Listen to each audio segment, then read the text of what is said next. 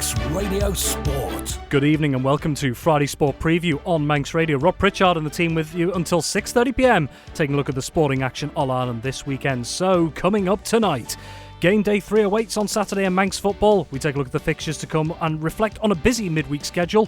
FC Isle of Man are back on home soil for the first time in nearly a month, with title hopefuls bury the visitors in the NWCFL Premier Division. A busy weekend for rugby as Douglas and Vagabonds begin their respective new campaigns, and with less than 24 hours to go until the 24-25 Manx hockey season, we take a look at the Mixed League starting on Saturday. That is all to come this evening.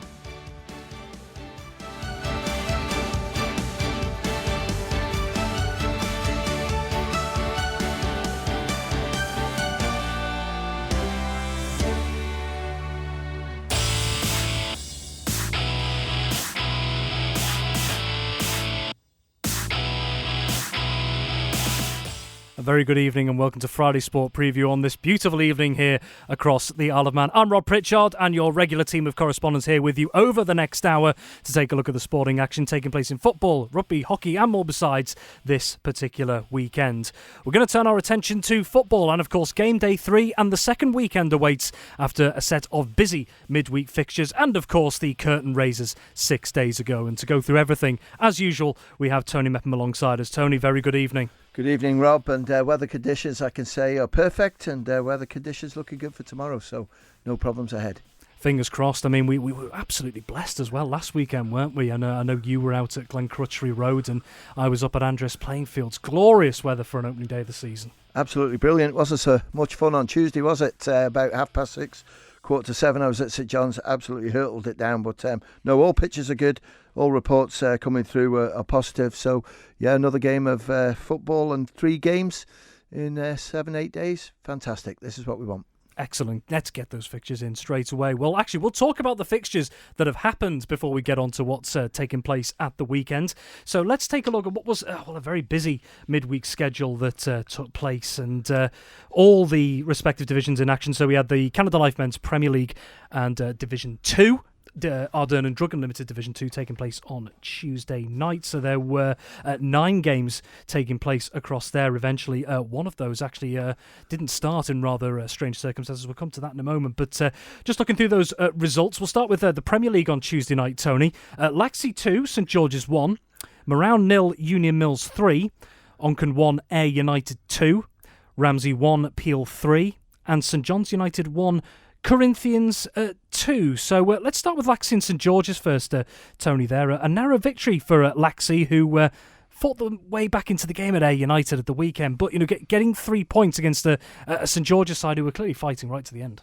Yeah, it is, and I watched St George's last Saturday, but certainly a midweek game, and it's always awkward, Rob, because you don't know what players are going to be able to make themselves available to play the games. But Laxey was going to plan at half-time when they were 1-0 up, but in the second half, St George's had a right good go at them, and Laxey got it right in the end. Joe Walters, I think it was, with the winning goal. So, Laxey will be happy enough. They're still a team that they're going to sort of mix at the top of the table, but unfortunately for them last week, tough game for them, but back on track midweek, and they'll be looking for a result tomorrow. Indeed. Well, let's just take a look at a couple more very quickly. So in the Canada Life Men's Premier League, Union Mills, they made it back-to-back 3-0 victories, 3-0 winners over St Mary's on the opening weekend, and then a 3-0 win away at Morown. So 2 standout performances from Union Mills. Definitely. We have to take note, and we always thought there was going to be a chance for them this season to mix it at the top. When you look at Dominic McCarry-Brennan signed for them from Douglas Royal, you've also got Luke Booth in there, and Jordan Crawley's got himself fit. But the main thing is keeping the defenders fit, I think, because that's fantastic to see no goals scored against them in 2 games. And they'll be cock-a-hoop, and I'm looking forward to watching them play tomorrow afternoon against St John's. Looking to see if they can get 3 out of 3, but certainly scoring 6 and not conceding any shows that they mean business. Indeed. Well, Onken first came back in the top flight, beaten 2-1 at home by defending champions Ayr United. Ramsey and Peel, that was a great rivalry across competitions last season. It was the Westerners again coming out on top 3-1 at the Ballyclone Stadium. St John's United 1, Corinthians 2. Corinthians one of the 4 teams to make it 2 wins from 2 so far.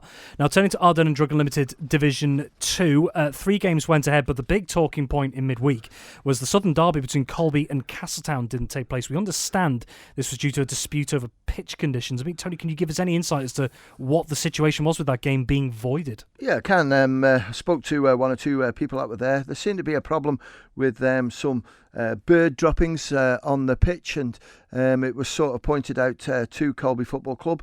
I think there was concerns then of possibly the condition that the pitch would be in. So from what I can hear is that Colby got pitch 2 ready. It was all marked out and ready to go. But in the meantime, Castletown had chose to sort of start to leave. Some of the players had gone.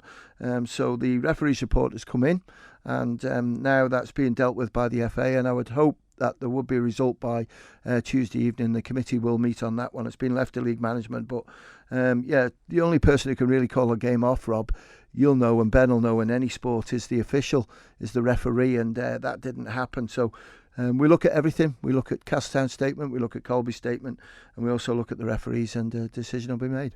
What are the potential outcomes of this? What options are on the table? Oh, that's a tough one. Replay the game or play the game if you like. The other option is that you can award the points to a club if they've not been at fault, and there is an extra rule there now that's being put in by the English FA that you can deduct points as well. So there's a lot that can happen. So the FA have got to get it right, and all the statements are in, and work in progress. Of course, we'll have to wait and see how that all unfolds, Yep. of course. Well, the other 3 results there was Douglas and District 1, Braddon 6. So that's 16 goals in 2 games from Braddon, 10-1 winners on the opening day. Douglas rolled 2, Maloo 7. Good result for Maloo there. And Governors Athletic 2, Douglas High School Old Boys 3. So Old Boys and Braddon, the only 2 teams to win their opening 2 games in Division 2 so far. Well, those were some of the games in midweek on Tuesday night from the Premier League and Division 2. If you want to check out the Combination League results as well, across Canada Life Combination 1 and also Ardern and Drug Unlimited Combination 2 on Wednesday night, please feel free to go and check those out over at manxradio.com. Well, let's turn our attentions quickly then to this weekend. Full schedule of fixtures expected at the moment, with the weather hopefully playing ball as it has done over the last couple of days.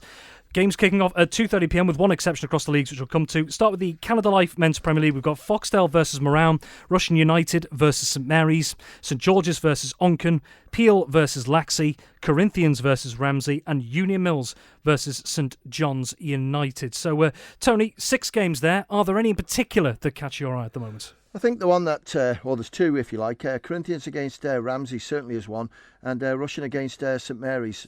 We can come back to Peel and Laxey in a minute, but I think St Mary's result midweek was superb. Sammy Gellan got 1. Frankie Jones is playing for St Mary's, Carl Clark as well, so it shows the calibre of players that they've got in that St Mary's team. And Russian are an awkward side.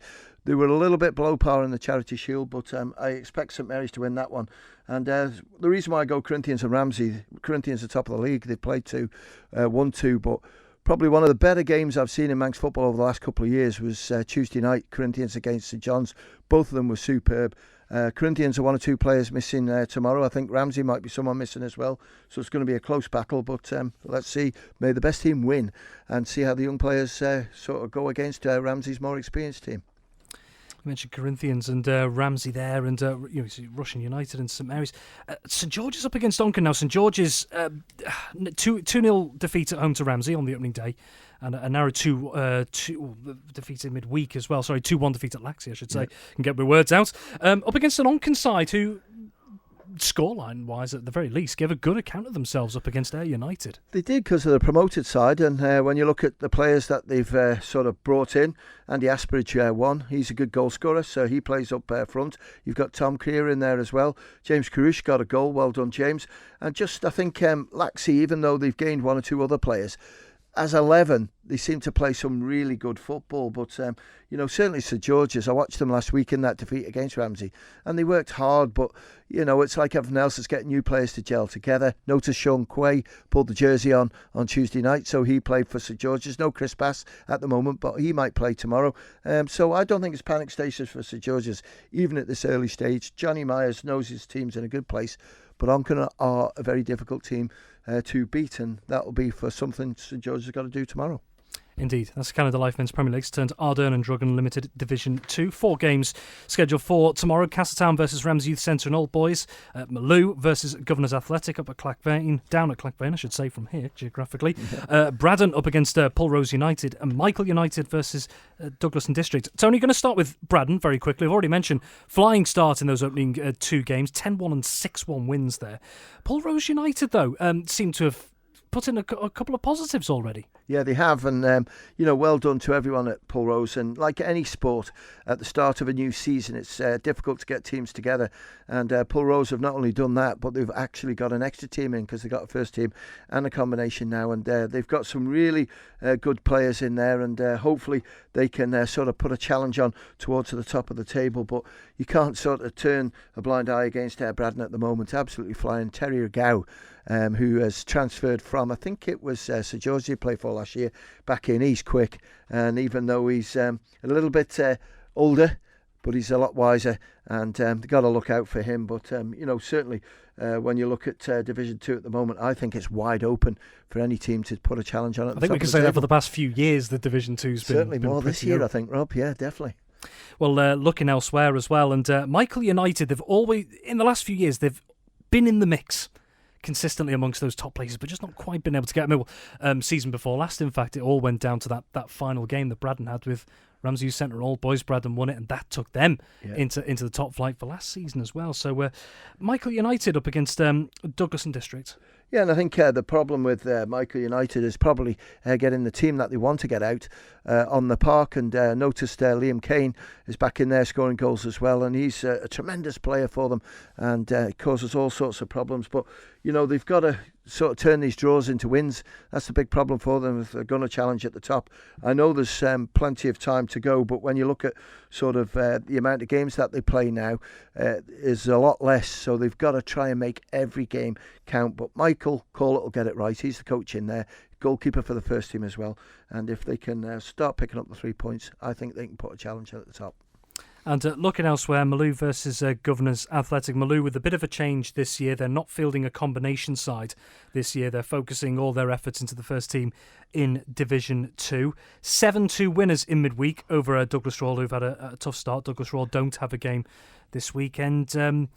We've seen some of the qualities that Maloo have going forward in goal scoring, and that was reflected in midweek as well. So up against the Governors Athletic side, who might be smarting a little bit from that result against Old Boys. I was told towards the end of the season that look out for Governors next year, and I think that 3-2 defeat against Old Boys shows where they are. And they've only played one at the moment because they missed the first game of the season. So we've got to keep an eye on them because physically they're huge. A lot of the players are like, I don't mean weight-wise, I mean height-wise.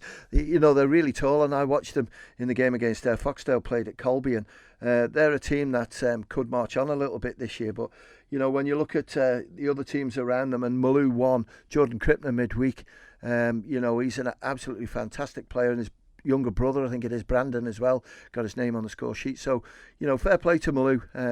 They've got good players in there. I noticed there was 1 or 2 sort of players' names missing, so I don't know if they're registered for them, but we'll wait and see. But certainly against Governors, they're going to find it difficult, and that's why I think Governors will take the 3 points. Very well, there you go. 4 games across Ardern and Drugan Limited Division 2 tomorrow. Let's turn our attentions to the combination leagues. Canada Life Combination 1 we'll start with. So 3 teams have made perfect starts. St Mary's, Ramsey and St John's United. Ramsey, of course, the defending Canada Life Combination 1 champions from last season.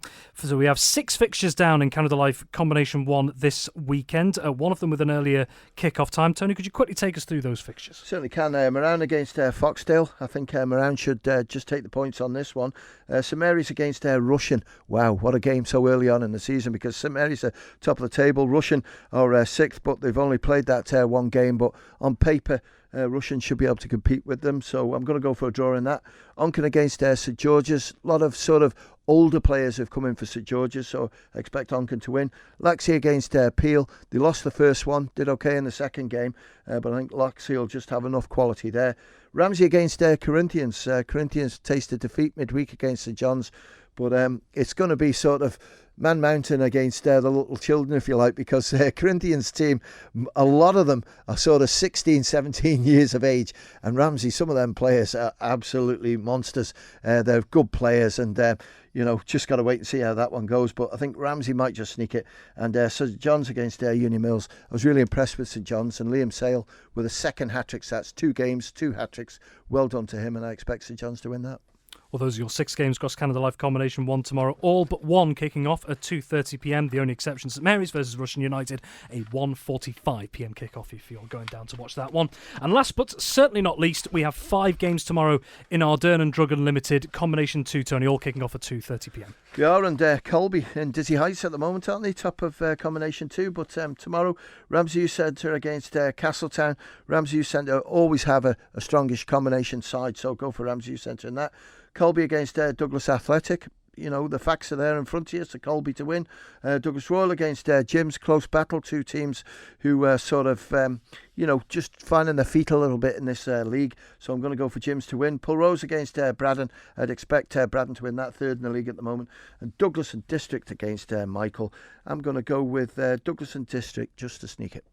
Well, those are your games across the Isle of Man football leagues tomorrow afternoon. Now, before we move on slightly, Tony, I just want to get your spin on something that came out this week. The draws were made in terms of the football competitions for the 2025 Island Games in Orkney. Now, only 12 slots are available in both the men's and women's competitions. There were 16 nations eligible in the men's, 15 in the women's, so that meant that not everyone could get into the draw. The draws were made. The Isle of Man men's team, who finished 9th in Guernsey last year, and before that were defending champions from Gibraltar in 2019, they were drawn into that main draw of the 12 teams to take part in the men's event. However, it looks like it could be huge disappointment for the Isle of Man women's national team. They were the last ball to be drawn, meaning they are 3rd reserve to take part, and obviously certain circumstances could happen down the line, but it looks all but certain the Isle of Man women's team will miss out on Orkney. How big a blow is that to Manx football? It's a huge blow. It's a huge blow to Manx football. It's a huge blow to women's football, because I went away to Jersey a couple of weeks ago and witnessed where the women's team is at the moment, and I just thought to myself, you know what, these girls can win gold, because there's a real special bond in that team. There's a lot of quality, a lot of good young players coming through. When you look at like 16-year-old Millie Dawson scoring a hat-trick and then scoring that winning penalty, just shows you where Wayne Lacey's got that team. And I know what you're saying, Rob, but I think it's going to be a big ask, because the 3rd reserve, it's not going to happen. So we need to find another tournament for them, but we're absolutely devastated that the women's team haven't got in there. Well, Tony, we'll be back with you in just a couple of moments. Manx Radio Sport. Well, after nearly a month on the road, FC Isle of Man are back on home turf this weekend, and for one of the biggest spectacles of the NWCFL Premier Division season, hundreds of travelling supporters are expected to descend on the island once again as the Ravens host title hopefuls Bury at the Bowl at 6pm tomorrow night. Well, ahead of this weekend, I asked manager Paul Jones how much of a confidence boost that result in midweek, a 3-1 win away at Prestwich Hayes on Tuesday evening, could give his players ahead of a showdown with one of the heavyweights of the division. Winning always helps, doesn't it? I think, as I've said before, everyone's confident in terms of how we're playing and just not quite getting the results our performances kind of deserve, and various reasons for that, some of our own making and others beyond our control. But we've always been confident in the ability of the group and how we've been playing, but getting points on the board always kind of helps to consolidate that. And what was the difference there? You've spoken in previous weeks that you felt you've been right in games but still come away empty-handed. What was the difference this time? I guess a bit of clinical finishing. We didn't create lots of clear-cut opportunities, but the ones we did create, we popped away. And I don't know, a few of the players after the game said we've played far better this season and lost, and that's just how it is sometimes, isn't it? It is about winning games or getting points at this level of football, and from a artisanal point of view, you want us play in a really lovely way and be creative and have lots of the ball, but you've just got to play the way you need to play against a particular team on a particular day to get points, and I think we did that really well on Tuesday night. Turn into this weekend then, and a fixture that really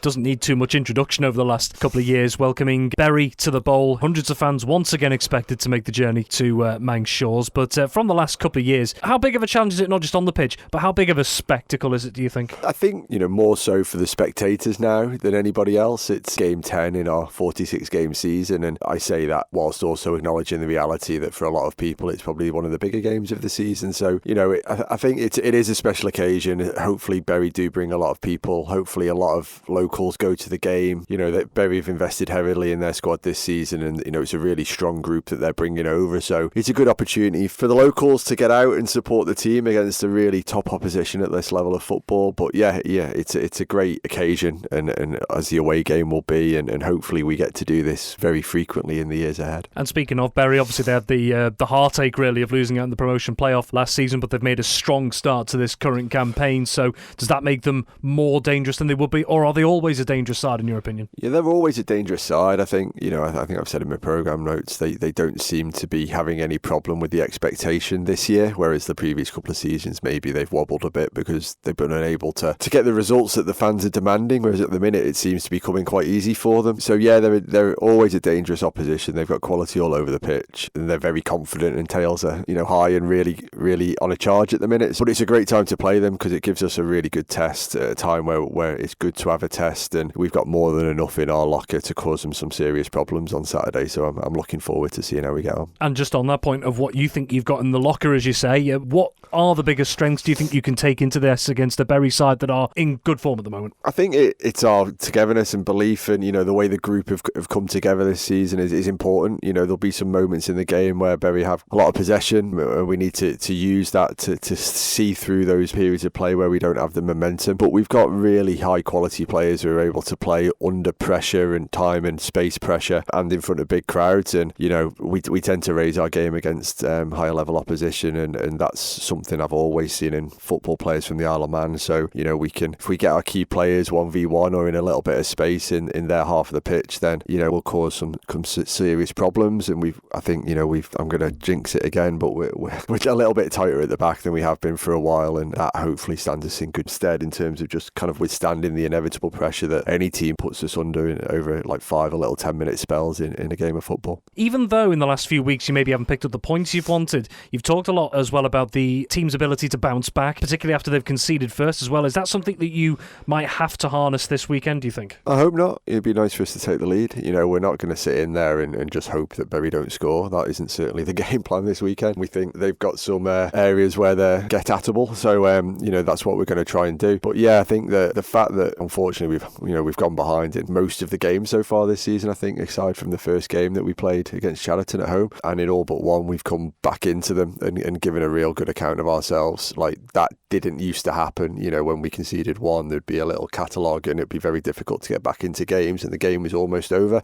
That definitely hasn't been the case so far this season. So hopefully, we're the team that goes ahead and then we can push on. But if we're not, I know that the group this year has already demonstrated that, the game's far from over, and we've got more than enough to get back in if needed. But as I say, that the plan is to not go behind and not to concede. But, we don't want always in control of that. And finally, coming to the squad itself, you've been relatively consistent with your squad selections throughout the season so far. Can we expect any changes? The consistency has come from the players, because they're available. Jack McVeigh's away for the weekend, so that's one kind of enforced change. Jacob's back from his holiday, so hopefully he will be involved in some capacity. And other than that, it'll be largely the faces that have made up the squads over the last kind of couple of games, really.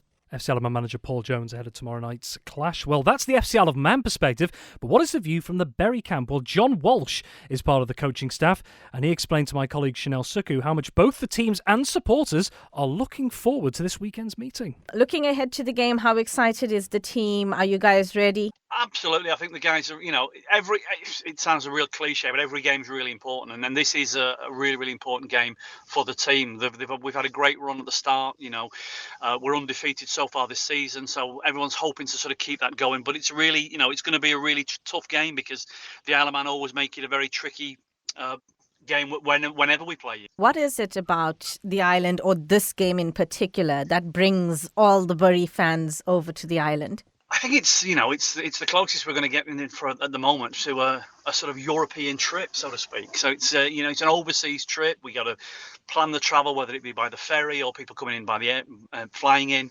It makes a real weekend of it. I think that's the great thing with this. It's the probably the fixture that everybody looks for when the fixture list comes out is that when are we going to get the Isle of Man?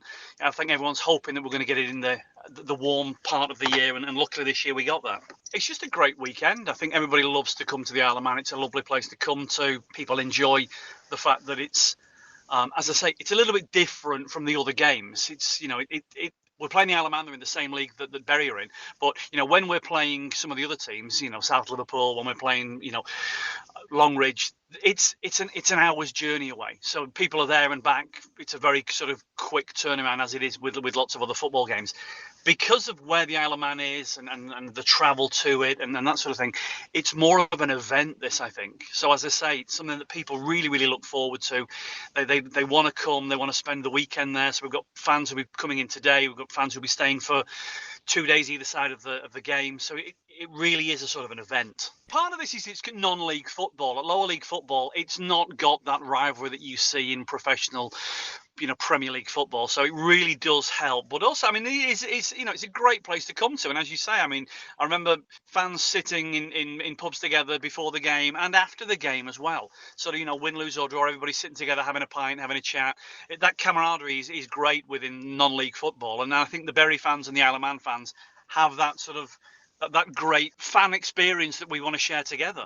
John Walsh from the Bury FC team, or the kitman, we should say, ahead of this NWCFL Premier Division tie taking place this weekend. Well, quickly going to bring back in Tony Mepham on this. Now, Tony, they spent a lot of time on the road, FC Isle of Man, just the 1 win in 6 in August, but starting September off in the best way with that 3-1 win at Prestwich Hayes. Now, Paul Jones, the manager, has been adamant in previous weeks that he's seen enough from his squad that they probably should have been picking up more points, but have come away empty-handed, whereas it seemed a bit of a mismatch on Tuesday night, where I think he and the players, the way he described it, their goal lived a charmed life a little bit, but they came away with 3 points. So, how much have they got to maybe just take a little bit of positivity from the chances they are creating going up against a really good side this weekend? Well, I thought that was a great result against Prestwich Hayes, because when I saw it, I just thought to myself, 1-0 down, where's it going to go? But they just sort of pulled it together, and Adam Adebayo is now starting to find his feet for the team in there, which is good. And just, we've said it ourselves in commentary, Rob, but it's only a couple of games this year, is where's Charlie Higgins been? Because he just gives them a totally different edge. So I think it's coming good for them, and I'm really looking forward to the game tomorrow. Big crowd, everyone who's thinking about it, let's do it. Let's try and support these lads here, and let's hope that they bring the 3 points home. Indeed. Well, just quickly, for some clarity, if you wanted on Charlie Higgins, he actually is starting his suspension after picking up a red card against Colne back on Saturday, the 31st of August. Tony Mepham, thank you very much indeed. And if you're not heading down to the Bowl tomorrow, we at Manx Radio have got you covered. Full live match commentary, FC Isle of Man versus Bury on Manx Radio AM 1368 and DAB from 6 p.m. We're going to be taking a look at rugby and hockey in the next half an hour or so. Manx Radio Sport.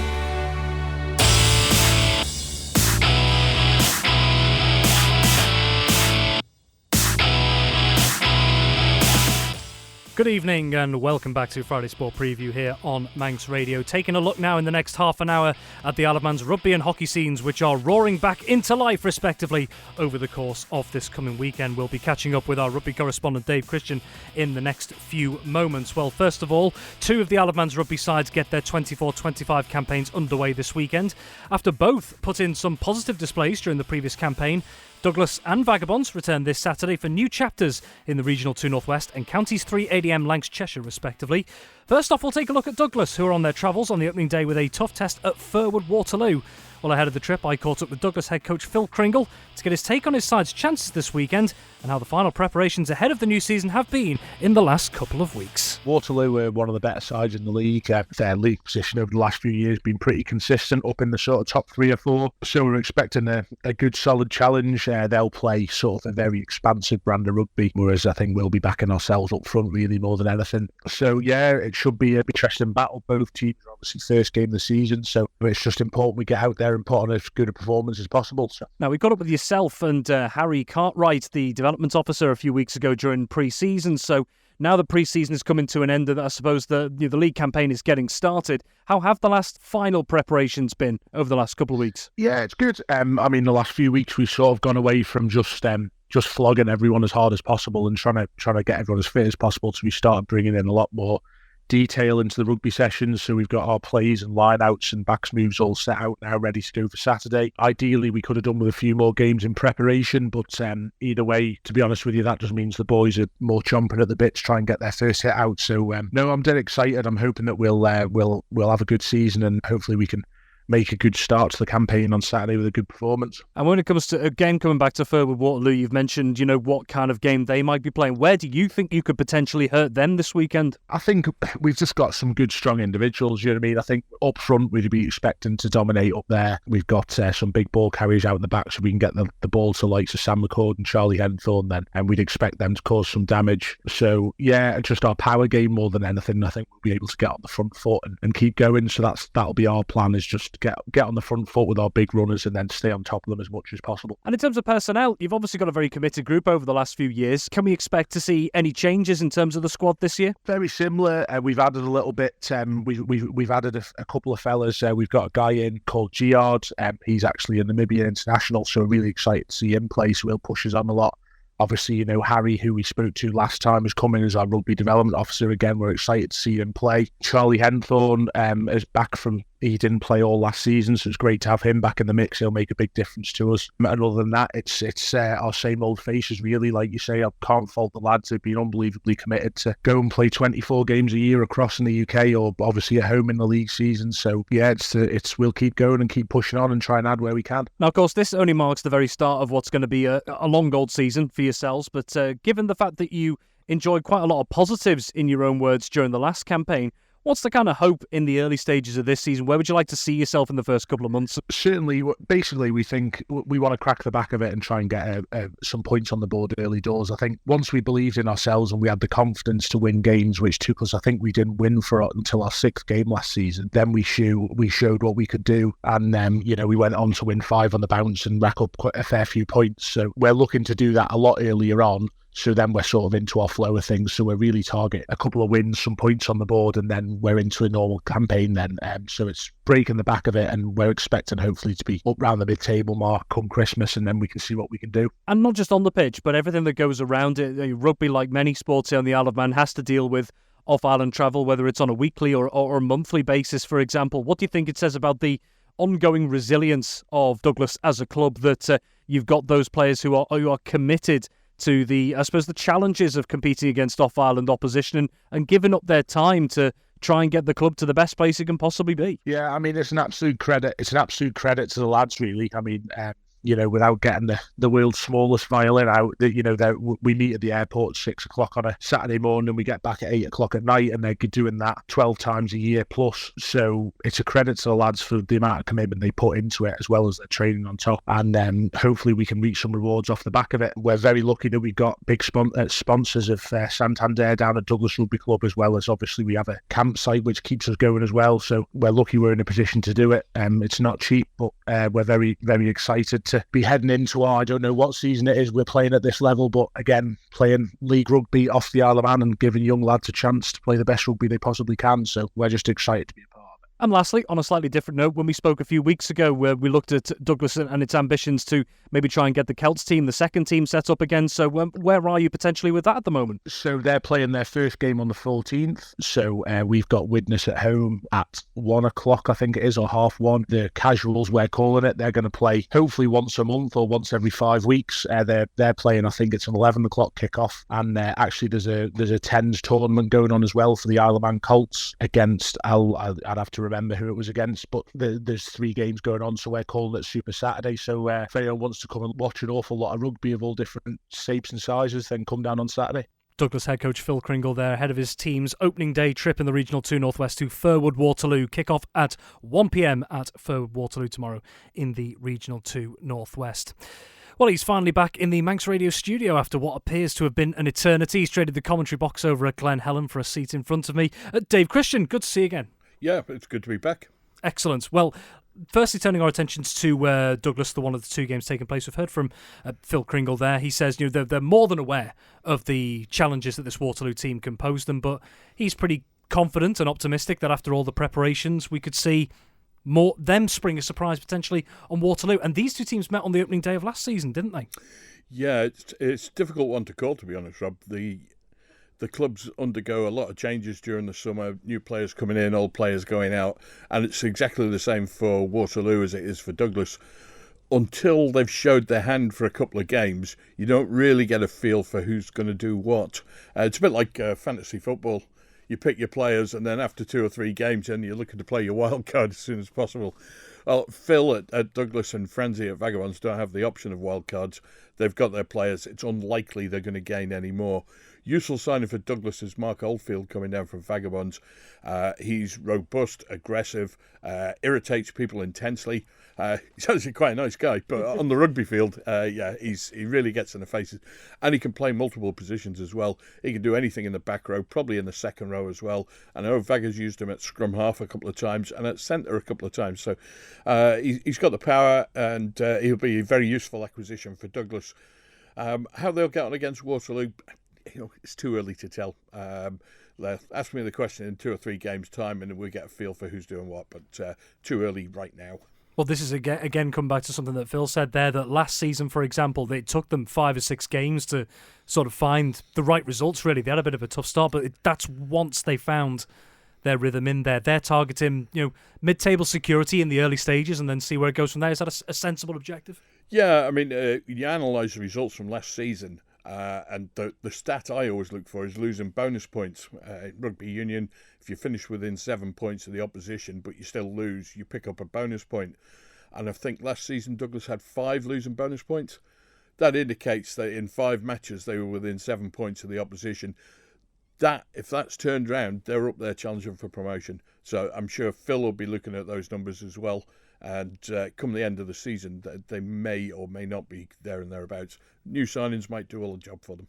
Well, just looking at a couple of those, you've already mentioned one of them there, Mark Oldfield as well, Will Taylor as well from Vagabonds, and 2 from off Ireland as well. They've actually got Namibian international in Gihard Visagi, hope I've pronounced that correctly, and also Englishman Harry Cartwright, who's coming as the club's new development officer as well. So not just developing things on the pitch, but also in the community. Spoke to Harry and Phil about that actually a couple of weeks ago. So Furwood Waterloo finished second in the league last year, but some way off the pace of the eventual winners, Birkenhead Park. Yeah, Birkenhead Park, head and shoulders above the rest. The leagues are, as you move down towards the foundations of the league rugby, and Douglas are well away from those, but they're still affected by geographical reshuffles. The objective of Northern Division, which organises the leagues, is to keep everybody travelling the shortest possible distance. With that objective in mind, they also have to try and avoid mismatches. So you don't want to travel 10 miles to play your near neighbours but end up thrashing them or being thrashed yourself. It's a very delicate balancing act. League have got it just about right last season. Remains to be seen how they've got it right this season. And that's why Douglas and Vagabonds are facing new opposition in their league structures this season. And Vagabonds in particular, they were in Division 4 last year. Didn't finish in a promotion spot, but they're playing in Division 3. There is no Division 4 this season, so they've squashed everything together a little bit. And that's probably, it'll play into the hands of the teams that are at the top end of Division 3. And for Vagabonds, it should be a step up for them. We've sort of half answered my question there, turning to Vagabonds and the fact that they've ended up back in Counties 3 ADM, Lancashire, after getting relegated season before last after what was a tough campaign there. But as you've mentioned, because there weren't enough teams for Counties 4 ADM this season, there's been a bit of a merger going on. So obviously we can't say anything before the season started, but could we see, do you think, some quite big gaps developing in that Counties 3 ADM Lancashire League throughout the season? Yeah, I mean, it's possible. Vagabonds play Ormskirk tomorrow, and Ormskirk finished 12th in Counties 3 last season.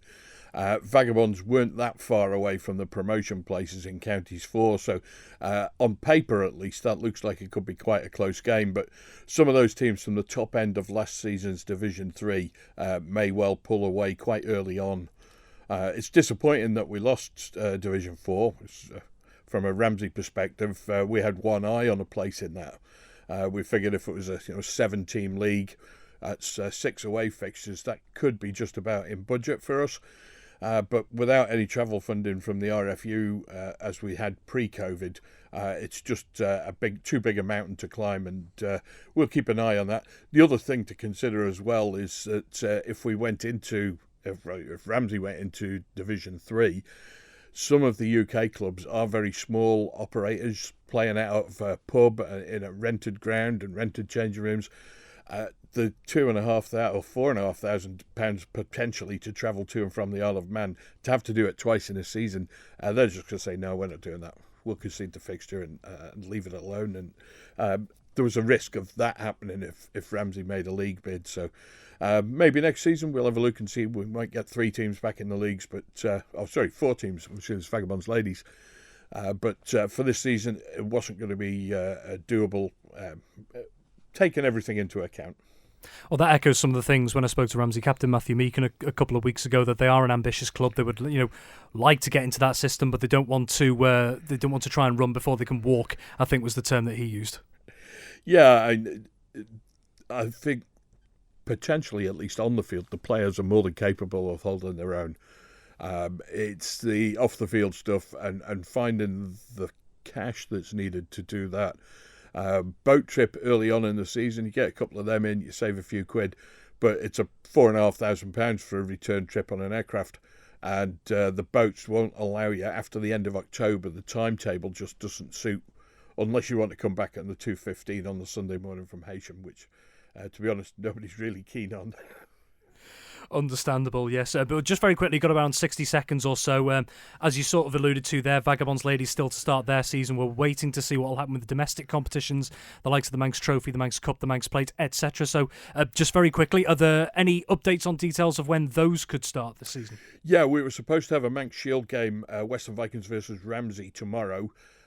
Western Vikings are struggling numbers-wise, so that we've pushed that one back to the 19th of October off the top of my head. Next week we will have Ramsey versus Southern Nomads in the Manx Shield. That'll be at Merrick Park, 2:15 kickoff, Saturday the 14th. Dave, thank you very much indeed, as always. Manx Radio Sport. Well, now we're going to turn our attention to hockey, and just like with rugby, it's a big curtain raiser, the start of the 24-25 Isle of Man hockey season, specifically with the opening fixtures of the Isle of Man Mixed Leagues. Fixtures planned across the Mixed Premier League, Divisions 1, 2 and 3, and in the Mixed Under-15s League as well, a busy schedule in mind. And to take a look through this opening weekend, he's back for the new season, is our hockey correspondent Ben Cunningham. Ben, good to see you. And you, good to see you as well. You're all over the schedule these days, aren't you? You've seen the outside, all the sporting stuff as well. Aye. I've got to be usurped eventually. I've been a bit busy recently, but yeah. You have indeed. It's good to be back in the Manx Radio studio. Absolutely. And all the respective clubs have, of course, been had their preparations well underway throughout pre-season. And just very quickly before we get to this weekend's fixtures, last weekend we saw a number of the Isle of Man junior sides in action across the water. We had the under-14s, under-16s and under-18s as well. Seemed like there were some positive results there as well for the sides. Yeah, there was some really good positive results. Lots that they can take forward now going into their pre-season, because their league campaigns for the island teams haven't kicked off just yet. But definitely lots of stuff they can take forward, lots of positives, few negatives as well. So definitely stuff that they can look at and take forward into their training camps. Absolutely. Well, let's take a look then at the fixtures taking place on this opening weekend of the Manx hockey season. We'll start off with the Mixed Premier League, 4 games taking place. The first of those at 12:35 pushback at the NSC sees Backers A up against Vikings B. Yeah, Backers A will definitely be looking to be title contenders in this league this year. As for Vikings B, they'll be wanting to make sure that they avoid being in a relegation battle. Backers A, though, I think they'll be the favourites on the day, so Backers A win there. And then 3 games all pushing back at 2:05. We'll start with the one that comes straight after the game we've just spoken about there at the NSC. Vikings A against Harlequins A. And Ben, I understand Harlequins A maybe have had a few more additions, or the club as a whole has had a few more additions this year as well. Yeah, the transfer list came through today. Many thanks to Debbie Shimon for sending me that. And it looks like Harlequins have really been on the recruitment drive over the summer, because they've got in a number of players from different clubs, which is great to see. Harlequins are expanding their club and getting more teams out, which is great to see. But it might not be just because Harlequins have been, like on the recruitment drive. People have maybe looked at the way Harlequins were playing last season, because they did contend with some of the big teams in this Premier League last season. For their first season in the Premier League, they did make a good statement for themselves. However, this weekend for the opening fixture against Vikings A, it will be a tough game for them. Vikings A will definitely want to make sure that they get off to a winning start. I'm going to go for a Vikings A win there, but of course, I can't see Harlequins not giving them a good game though. Very well. And then we look at the game at 2:05 at QE2. It's an intra-club derby, and it sees the mixed Premier League champions Valkyries A up against Valkyries B. Yeah, Valkyries A against Valkyries B. Peel derby. It's always going to be a good showdown. Valkyries A, though, you'd expect them to come out on top over their B team. However, their B team are going into the Premier League as the champions from Division 1 last season, so they'll be wanting to make sure that they make a good statement of themselves. But yeah, I think Valkyries A will be coming out on top on this one. Now, in previous years, we've seen the likes of both Vikings A and Backers A up there battling towards the top of the mixed league, but Valkyries A surged to success last season. What was the key this time, do you think, in that Valkyries side to, I suppose, breaking the monopoly a little bit? I think it was down to, I think they had a bit of a change in formation and the way they played, and I think it caught out Vikings and Backers, and that's what got them the title last year. And it'd be interesting to see whether the Vikings A and Backers A have clocked onto it and have changed their formation slightly. Of course, with it being the opening weekend this weekend, anything could happen because there's new signings for clubs, new formations, anything could happen. But yeah, it'll be really interesting to see how this Premier League does develop because it was very close last season. Indeed it was. And the other 2:05 pushback sees two sides that will be hoping to maybe just try and take a couple of scalps this season. We've got Backers B up against Castletown Celts at Castle Rushen High School. Yeah, I think Castletown Celts will be very much a surprise underdogs in a few of the games coming into this campaign. As my predecessor says, and we say it every season, don't we, Rob? Never rule out a Castletown team, and they do prove it each season that they can prove a shock. However, against Backers B will be wanting to make sure that they get a good start as well, but Castletown Celts, I think, will be too strong for them on the day. And these are two sides that actually were pretty steady throughout last season as well across the 10 games. Castletown Celts finished 4th, and Backers B finished 5th as well, so steady running from both of them anyway. Absolutely, so this looks a very even game on paper, as you say, but, you know, as we say, new signings could make the difference, new formations as well.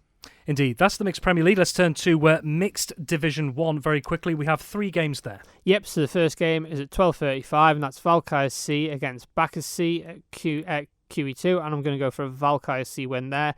Again, at 12:35 in Ramsey, we have Vikings D against Ramsey A. I'm going to go for a Ramsey A win there, but I think that's going to be a very close game, that. And then finally, it's Castletown Southerners against Vikings C at Castle Rushen High School at 3:35, and I'm going to go for a Southerners win.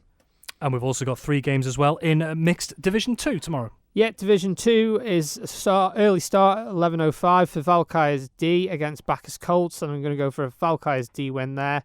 Castletown Cushags against Castletown Camags at King William's College at 12:35.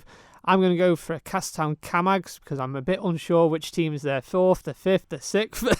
There's a lot of Castletown mixed teams there. Great recruitment, to be fair. Oh, yeah, absolutely. I think we were counting it before. I think Castletown have got 6 senior teams in this league in the leagues this year, which is great to see. And then finally in Division 2 at 3:35 is Harlequins B against Ramsey Ravens at the NSC, and I'm going to go for a Harlequins B win there.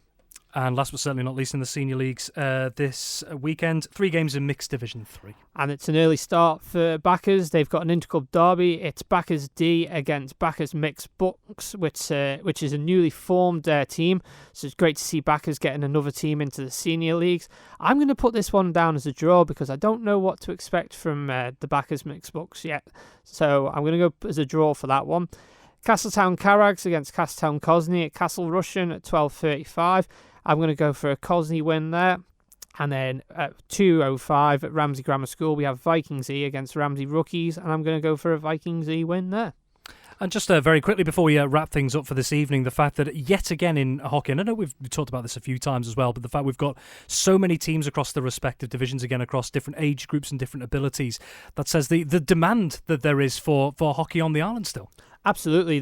We only need to look at, like you say, Castletown have got 6 teams in, Backers have got a good number of teams in, Harlequins as well. Every club has got at least 3 teams in all the senior leagues this season, which is fantastic to see. And it just shows how much enthusiasm there is on the island for Manx hockey.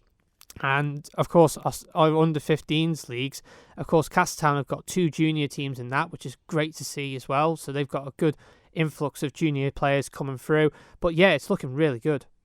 Excellent. Well, Ben, Dave, Tony, thank you very much for joining us this week. That's about all we have time for on Friday Sport Preview this evening. Many thanks to our other guests as well, Paul Jones, John Walsh and Phil Cringle as well. And don't forget, if you've missed anything tonight, this episode will be available as a podcast shortly after its conclusion. Well, have yourself a wonderful Friday evening, whatever you're doing, and have yourself a wonderful weekend as well. But from me and the team here, until next time, it is bye for now. Manx Radio Sport.